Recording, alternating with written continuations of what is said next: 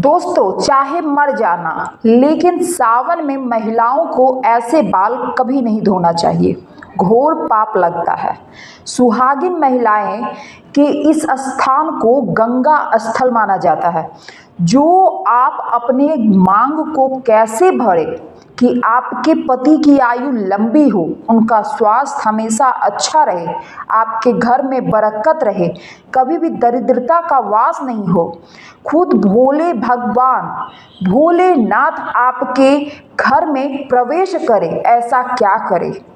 दोस्तों, सावन के इस पवित्र महीने में भूल कर भी ये गलती नहीं करें, वरना घर परिवार बर्बाद हो जाता है, बने बनाए काम सब बिगड़ जाते हैं। दोस्तों, अगर आप भगवान शिव से, भगवान भोलेनाथ से प्यार करते हैं तो कमेंट बॉक्स में सच्चे दिल से हर हर महादेव या फिर ओम नमः शिवाय जरूर लिखिएगा और हमारे चैनल को सब्सक्राइब करके इस बेल आइकन को जरूर दबा दीजिएगा। शुरू करते हैं इस वीडियो को। सोमवार का दिन बहुत ही खूबसूरत दिन होता है और खासकर सावन का महीना उतना ही पवित्र माना जाता है जितना कि गंगा जल। सावन के महीने में शिव जी की पूजा अर्चना करने से मनोकामना बहुत जल्दी पूर्ण होती है। किसी भी महिला को ऐसे बाल कभी नहीं धोने चाहिए।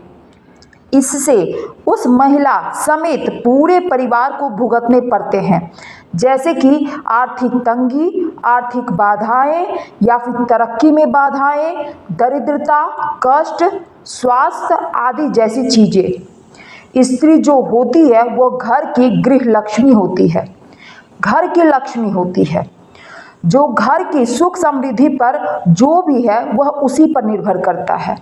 ऐसे में सुहागिन महिलाओं को अब अपने बाल कब धोने चाहिए और कब नहीं, यह बात आप पर ही निर्भर करता है। आपकी घर की सुख समृद्धि क्योंकि आप पर निर्भर है।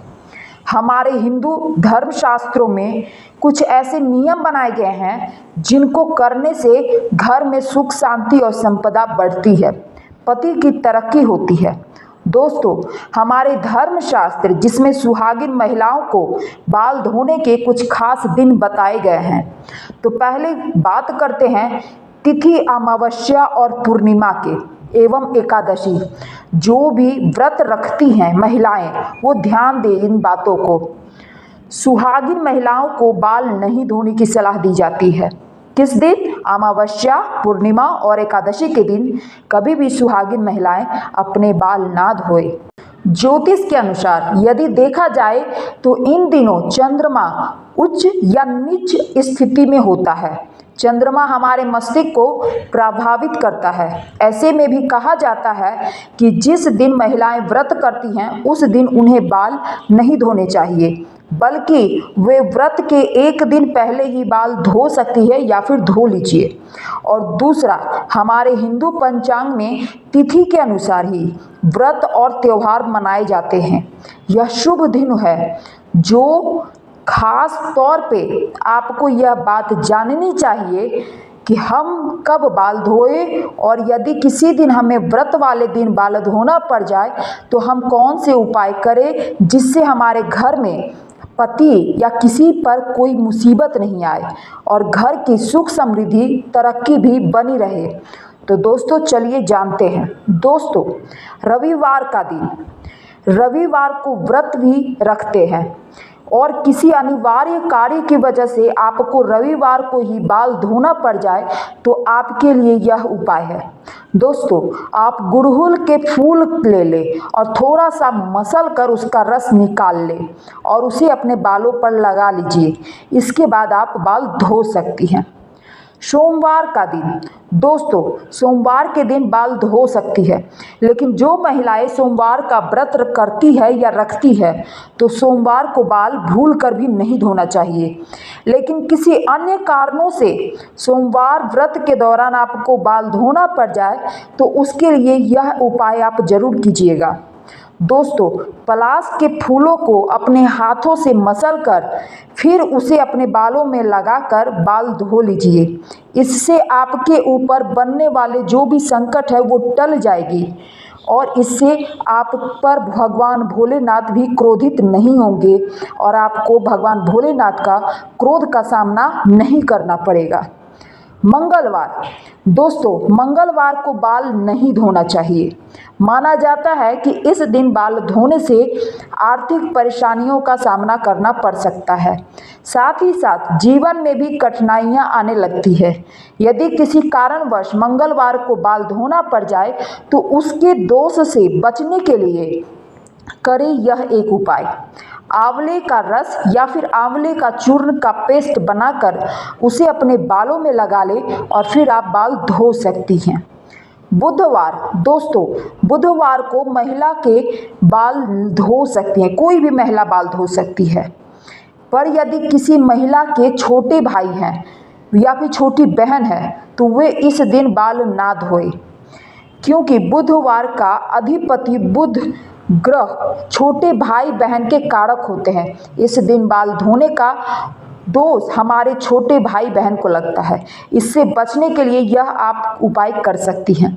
आप वरुण देव यानी कि जल के देवता या फिर बुधवार के स्वामी श्री गणेश जी को अपना बड़ा भाई मानकर उनसे प्रार्थना कीजिए कि आप मेरे बड़े भाई हैं, आप मेरे और मेरे परिवार की रक्षा करें। दोस्तों ऐसे ही पूजा में सर्वप्रथम श्री गणेश जी की पूजा की जाती है, तब भी आप उनसे प्रार्थना कर सकते हैं कि मैं आपको अपना बड़ा भाई मानती हूँ, आप हमारी और हमारे परिवार की रक्षा करें। दोस्तों यदि आपको किसी कारणवश बाल धोना पड़े तो इसके दोष से बचने के लिए आप यह तरीका या फिर उपाय अपना सकती हैं। दोस्तों तुलसी के 4 या 5 पत्ते ले लीजिए और उसे अपने बालों में लगा लें और फिर आप बाल धो लीजिए। इससे बड़ा से बड़ा संकट भी समाप्त हो जाता है। यदि तुलसी का नहीं है तो आप आस पड़ोस से भी तुलसी के पत्ते मांग लीजिएगा। अगली चीज गुरुवार, दोस्तों गुरुवार को भी सुहागिन महिलाओं को कभी भी बाल नहीं धोने चाहिए, बल्कि किसी भी स्त्री या पुरुष को बाल नहीं धोना चाहिए, नहीं तो आपको अगले जन्म तक इसका पाप लगेगा। क्योंकि ऐसा माना जाता है कि गुरुवार के दिन बाल धोने से पति की आयु कम होती है, संतान संबंधी जो समस्या भी हमेशा बनी रहती है। ऐसा करने से घर परिवार में बरकत नहीं रहती, साथ ही कई प्रकार की आर्थिक परेशानियां भी झेलनी पड़ती है। ज्योतिष के अनुसार महिलाओं की कुंडली में बृहस्पति पति का कारक होता है, संतान का कारक होता है। इसलिए यदि ऐसे में सुहागिन महिलाएं बाल धोती है तो इसका असर उसके पति और उसके संतान पर पड़ता है। इनकी उम्र है छिन्न हो जाती है, कम हो जाती है, उन्हें आर्थिक संकट का सामना करना पड़ सकता है। आपको पता ही होगा कि गुरुवार को घर में पोछा भी नहीं लगाया जाता है और ना ही लगाना चाहिए। ऐसी मान्यता है कि गुरुवार को बाल धोने या घर में पोछा लगाने से गुरु बृहस्पति देव नाराज होते हैं और आप पर क्रोधित भी हो सकते हैं और इससे कारण आपके घर में कलेश बढ़ते हैं, बर्बादी आती है, घर का नाश होता है। दोस्तों यदि गुरुवार को अनिवार्य कारणों की वजह से बाल धोना पड़ जाए तो उसके दोष से बचने के लिए आप यह उपाय कर सकती हैं। बेसन में थोड़ी सी हल्दी मिलाकर बाल में लगा लीजिए और फिर आप उसके बाद बाल धो सकती हैं। शुक्रवार, दोस्तों शुक्रवार के दिन सुहागिन महिलाओं को बाल धोने के लिए सबसे शुभ दिन माना गया है। शुक्रवार को सिर धोने से माँ लक्ष्मी प्रसन्न होती है, घर में बरकत रहती है, किसी भी आर्थिक तंगी का सामना नहीं करना पड़ता। लेकिन यदि आप उस दिन व्रत करती हैं तो आपको बाल नहीं धोना चाहिए। लेकिन आपको व्रत वाले दिन किसी कारणवश बाल धोना पड़ जाए तो उसके दोष से बचने के लिए आप यह उपाय कर सकती हैं। थोड़ा सा दही ले लीजिए और अपने बालों में लगा लीजिए और फिर आप बाल धो लीजिए। इससे माता लक्ष्मी आपसे नाराज नहीं रहेंगी और ना ही होंगी। शनिवार, दोस्तों शनिवार पूरे ब्रह्मांड के जज शनिदेव को कहा गया है, वह हमारे ब्रह्मांड के जज हैं। और इसी कारण सभी लोग शनिदेव के प्रचंड क्रोध से भी डरते हैं। दोस्तों, यदि आपको शनिदेव के प्रकोप से बचना है तो आप उस दिन भी भूल कर भी बाल नहीं धोइए। बाल धोना ही नहीं चाहिए। लेकिन किसी कारणवश आपको शनिवार के दिन बाल धोना पड़े तो आप शनिदेव के प्रचंड प्रकोप से बचने के लिए या फिर उनके दोष से बचने के लिए आप यह उपाय जरूर कीजिएगा। नहाने से पहले या फिर बाल धोने से पहले अपने बालों में कच्चा दूध लगा लीजिए या छिड़क लीजिए और फिर बाल धो लीजिए। इससे शनिदेव की जो दृष्टि है आप पर नहीं पड़ती है। दोस्तों, हम आपसे कुछ ज़रूरी बातें शेयर करना चाहते हैं और वह यह है कि सुहागिन महिलाएं अपने शरीर की मांग को गंगा स्थल माना गया है। जो महिलाओं का जो शरीर का सबसे जो मांग होता है, सिंदूर जहां हम भरते हैं, उस स्थान को गंगा स्थल कहा गया है। और महिलाएं कभी भी अपनी मांग सूनी नहीं रखिएगा। आप थोड़ा सा सिंदूर, जब भी आपको लगे कि सिंदूर नहीं दिख रहा है तो आप सिंदूर जरूर लगाइएगा। हमारे धर्मशास्त्र में ऐसा कहा जाता है कि जो भी महिलाएं जितनी लंबी मांग भरती है उतना ही उनके पति की आयु भी लंबी होती है। जो भी महिलाएं मांग भरकर अपने मांग को छुपाती है या फिर थोड़ा सा सिंदूर लगाती है, उसका पति भी कहीं दुनिया की नज़रों में छुप जाता है, समाज की नज़रों में छुप जाता है। उसकी तरक्की नहीं होती, उसकी तरक्की में हमेशा बाधा उत्पन्न होती रहती है। वह कभी भी अपने कार्यों में सफल नहीं हो पाता है।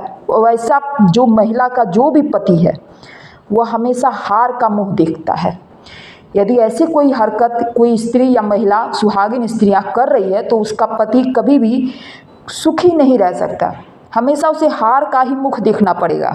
इसलिए जितनी लंबी आपकी मांग होगी उतनी ही आपके पति की आयु भी लंबी होगी और उनको उतना ही मान और सम्मान मिलेगा।